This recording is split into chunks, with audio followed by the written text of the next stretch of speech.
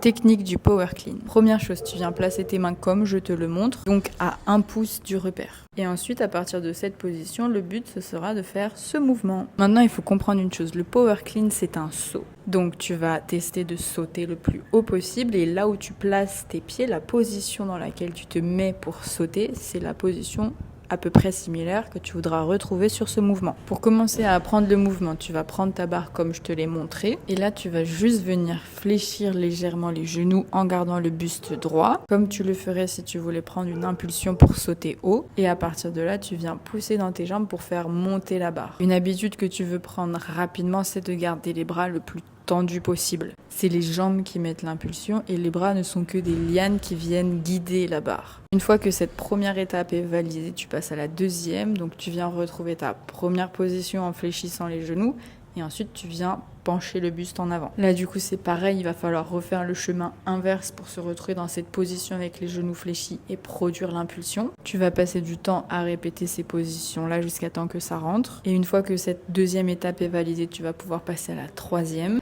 Donc là, tu repars genoux fléchis, buste vers l'avant, deuxième étape. Et troisième étape, tu viens fléchir les genoux. Et à partir du moment où tu fléchis les genoux, ça va être la position dans laquelle tu partiras du sol. Et une dernière chose à comprendre, de mi-tibia au genou, rien ne bouge. Tu viens pousser dans tes jambes. Tu passes le genou.